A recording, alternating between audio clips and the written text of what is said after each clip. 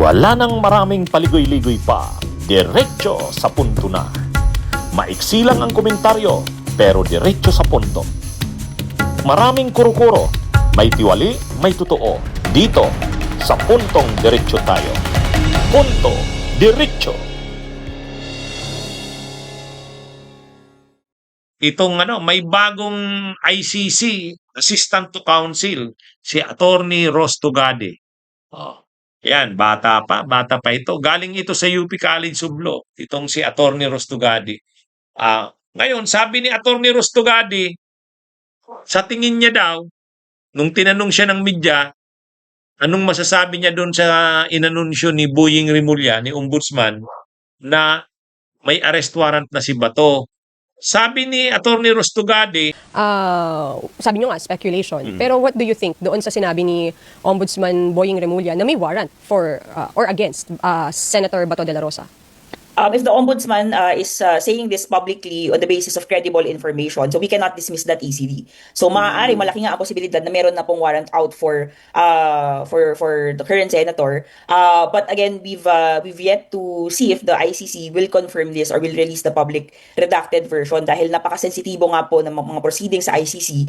At nais ko pong i-emphasize na ang mandato ng ICC is really for crimes that are of the gravest international concern. So, kahit po sa ibang kaso na iniimbestigahan nila, usually ito po yung mga tao na sa kapangyarihan, nasa poder ng kapangyarihan, o meron na kukumanda resources na maaaring maging security risk or security threat. So, hindi po usually dinidisclose agad yung mga ganitong impormasyon. At ang binibigyan lang po ng information ay yung mga authorities involved that can help implement the warrants or help the court or assist the court in fulfilling its mandate. So, if the ombudsman received this uncredible information, then we cannot dismiss that so easily. Pero bakit kaya ganun yung denial ng ibang agency, attorney? Like DILG?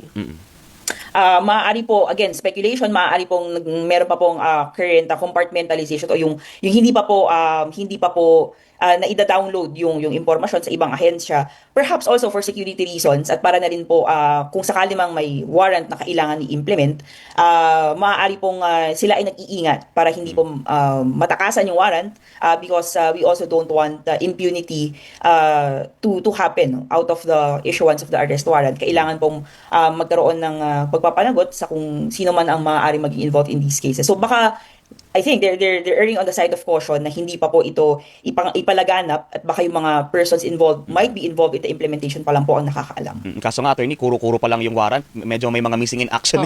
Hindi na natin nakikita yung anino nila. Parang nakatunog na, oo. So parang naging warning na rin.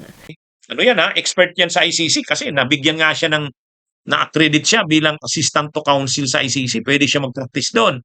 Bihira yan, mahirap yan sa aming mga abogado na ma-accredit ka bilang assistant to counsel sa ICC. Ilan lang ng mga abogado nakaka-practice sa ICC. Mag-a-apply ka, mahirap pumasa. Pero yun na nga, may bago na naman tayong ICC assistant to counsel na makakatulong ito para lalo na siya, sabi ni Attorney Tugade, ang advocacy niya daw para daw sa mga biktima at sa mga testigo ng dito sa kaso nila Duterte. Kaya magaling, napanood ko yung interview. Nagpi-PhD pala siya sa law. Kaya mga kabunyog, mga kababayan, sa Australia yata ito nagpi-PhD. Magaling. Umuwi lang daw siya sa Pilipinas. Maiksi lang na panahon. Pero sabi niya, tutulong siya sa mga biktima ng war on drugs. Gagamitin niya yung kanyang pagiging ICC Assistant to Counsel para makatulong sa mga biktima. Actually, dati na silang nagtutulungan ni Attorney Chrissy Conte, pareho sila UP Law. Kaya ito mga kabunyog, maganda naman at mayroong nadagdag na abogado na accredited na sa ICC na mag-practice. Ito ngang si Attorney Ross Tugade. Human rights lawyer din, kaya makakatulong ng malaki ito. Kasi pag gumulong na yung trial ng kaso ni Duterte, kailangan marami ng lawyers ang mag-a-assist dyan sa mga biktima at sa mga testigo. Ang problema, hindi naman lahat makakapag-practice ka. Kahit abogado ka, pag hindi ka accredited ng ICC na mag-practice doon, hindi ka pwedeng mag-practice doon, mag-appear doon. Kaya magaling ang ang stand niya, ang analysis niya. Sabi niya, sa tingin niya, sa tingin niya, ng ICC yung fitness ni Duterte, didesisyon na yan. At sa tingin niya naman, sasabihin ng korte na fit na mag-stand sa trial si Duterte. Sabi niya rin, yung tungkol sa issue ng ano ni Bato, arrest warrant, naniniwala si ICC Assistant to Counsel Rostogade, nakalabas na yan, sabi niya, nailabas na yan, kaya lang hindi pa ina-announce. Kasi ngayon may bagong policy nga ang ICC, kahit may arrest warrant na, hindi pinapaalam. Hindi pinapaalam. Para una, maaresto yung inisyuhan ng arrest warrant. Kasi kung alam niya na, makakapaghanda siya, makakatakas siya, o mahihirapan na maaresto. Pero kung medyo may element ng sorpresa, hindi muna i-anunsyo sa publiko. Ang makakaalam lang muna na mayroon ng arrest warrant, yung mga involved sa pag-i-implement ng arrest warrant, yung mga law enforcement authorities or agencies natin. Yan yun. Pwede na silang makaalam. At saka yung mga international bodies tulad ng Interpol. Pero yung publiko, hindi muna. May ganun na ngayong policy ang ICC. Para nga, pag medyo na sorpresa yung tao na nakalagay sa warrant of arrest, maaresto siya. Tingnan nyo yung nangyari kay Duterte. Di ba yung nangyari kay Duterte na sorpresa? May tunog-tunog na si Duterte na may arrest warrant na nga. Pero ang iniisip nila, pupuntahan sila sa Davao, sa residensya niya, isi-serve yung arrest warrant. Pagka ganun, alam niya na ang gagawin niya. Ang problema, hindi ganun ang ginawa eh. Pagbaba ni Duterte sa NAIA Terminal 3, nakaabang na sila General Torre, nakaabang na ang Interpol, nakaabang na sila yung mga officials ng gobyerno na involved sa pag-aresto kay Duterte at pag-turnover sa Interpol at papuntang ICC.